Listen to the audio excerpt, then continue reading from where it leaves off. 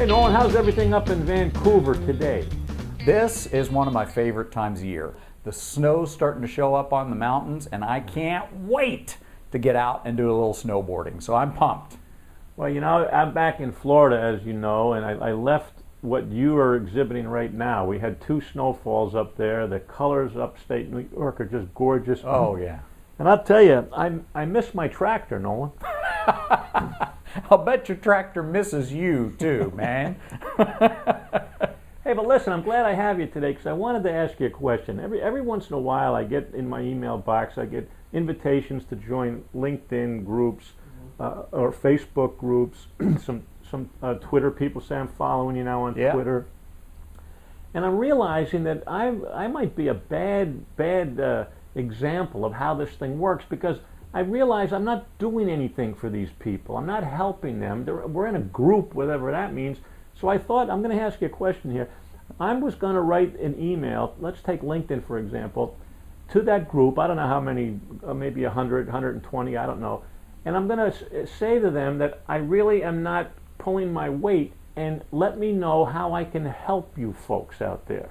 Now, do you think that's a good idea? I'm so glad to hear you say this, Mike, because you've just said something that is the fundamental reason that networking groups have always worked. You know what I'm talking about when I say networking group? Yeah, like in those clubs. Yeah, you show up and you meet other people who are there to network and you share cards and so forth. But the only thing that makes it work, in fact, a lot of them make it part of the rules of being a member, is this is not just about you coming in saying, buy from me, buy from me.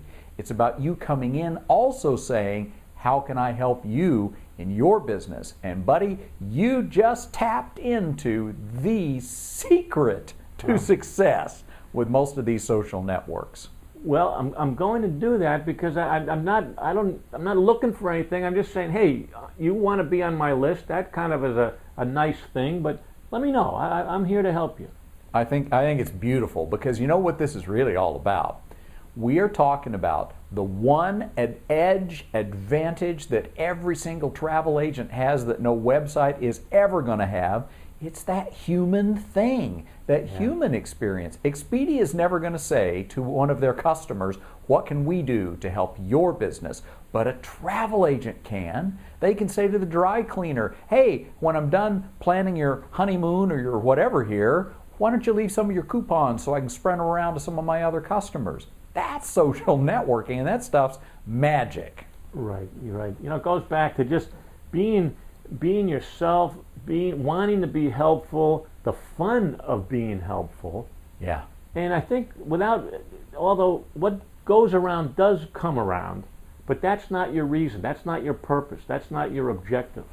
Well, you know, I know we've talked about this before, but I think it's worth bringing up again. You and I became friends because we're competitors. Yeah. Isn't that true? That's 100% true. We met at a travel industry event and then another where we were both hired as speakers, and you'd think that we shouldn't be sharing one single thing. But I can absolutely tell you, in the years since you and I became good friends, and you're probably one of my closest friends, you know that, Mike. Yep, vice versa. In all those years, I have to say that our friendship has not only helped my business, but it's been absolutely fundamental to my business. And that's something that good old-fashioned humans dealing with other good old-fashioned humans can do that websites never will. We should be using that a lot more than we do. Well, you know, when I entered the business, it was a me against you, travel agent against travel agent. Yeah. And I think it was when the airlines started playing with the commission schedules. Oh, I remember that. Where travel agents said, hey, maybe you're not the enemy. Maybe we should get together. Maybe we should collaborate. That's the word. And that's when I saw collaboration begin in this industry. Well, you know, we see it all the time because you and I, as speakers, we speak at these travel industry events all the time. Yeah. And you always see it. It's when people come together and collaborate with their peers that magic stuff starts happening. Yeah. And magic's the right word. It really is. Nobody's on their own out there unless you choose to be on your own. You have communities all over the place, from Facebook to Twitter to LinkedIn to the Travel Institute to OSSN. I mean, the list is endless of all the communities that we can participate in. But it can't just be get. It's also got to be a little bit of give. Well, talking about being human, I'll put my heart on my sleeve here for a moment and say that that's the biggest mistake I made when I entered the travel industry back years ago, 1984. I played Did you it say as a 1884? No, 1984. Listen, you're not listening to me. No. 1984. Okay. But I tried to go it alone for too many years, and now I know the people in the cruise industry and I mean, it's so much more fun when you know people. Oh, it sure is. And when you have somebody to share your challenges with, as well as your triumphs, man, that is incredible. That's tops. That's cool. And it's my favorite thing about the Mike and Nolan show is that I get to hook up with you through the magic of video and share all kinds of fun ideas. Yeah, and because it's you awesome. need somebody to pick on and make fun of. That's why you like it.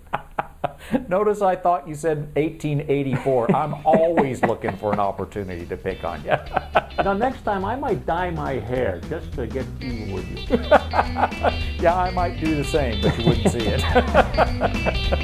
Hey, listen, I got to run. I'll talk to you next week. Okay, man. See ya. Thanks. Bye.